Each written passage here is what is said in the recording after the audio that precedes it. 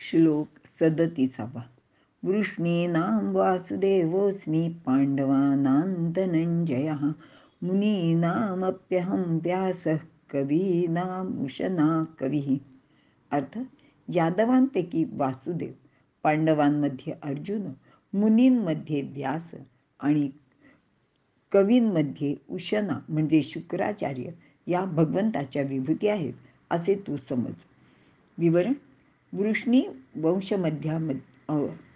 वंशामध्ये देवकी आणि वसुदेवाचा जो पुत्र म्हणजेच श्रीकृष्ण किंवा वासुदेव हा भगवंताची विभूती आहे.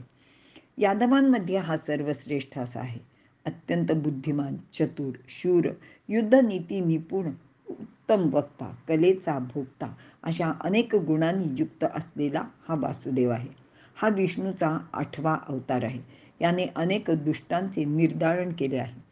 गीतेसारखे तत्वज्ञान सांगून नवीन मानव धर्माची गुढी यांनी उभी केली आहे. आज हजारो वर्षानंतर सुद्धा हे तत्वज्ञान तितकेच महत्त्वाचे आणि ताजे आहे. म्हणूनच याला भगवान असे म्हटले जाते. वेदातील अनेक अवघड गोष्टी अगदी सोप्या भाषेत सांगून सर्वांना मोक्षाचा मार्ग याने सुकर केला असा हा वासुदेव पुत्र वासुदेव हा भगवंताची विभूती आहे असे भगवंत इथे सांगत आहे. आता वासुदेव म्हणजे आत्मा. श्रीकृष्ण आत्म्याचे पातळीवरून हे सांगत आहेत.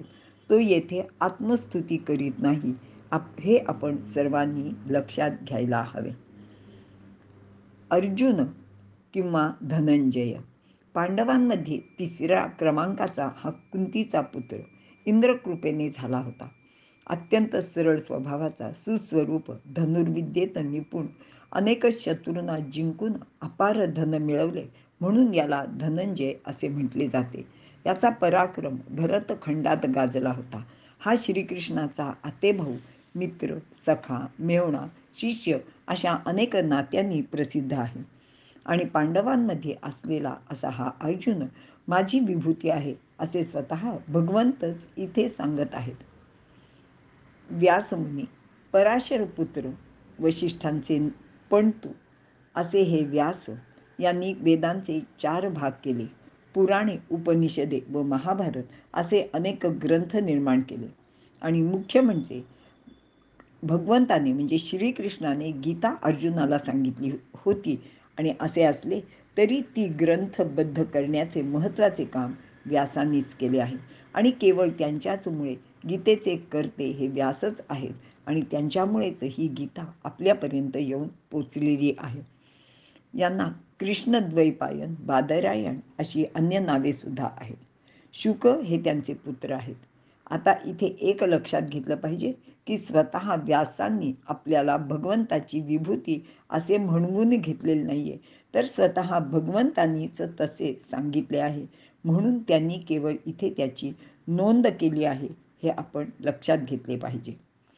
कवी नाम उशना. उशना म्हणजे शुक्राचार्य हे सर्वश्रेष्ठ असे कवी होते. कवी म्हणजे कविता करणारा नाही, म्हणजे आजकाल ज्यांना आपण कवी म्हणतो त्यातले हे कवी नाहीत, तर ते महापंडित, बुद्धिमान, प्रतिभावान असे होते. हे शंकराचे उपासक होते. भृगु ऋषींच्या कवी नामक पुत्राचा हे पुत्र प्रियव्रताची कन्या ऊर्जस्वती याची पत्नी होती. देवयानी ही यांची कन्या.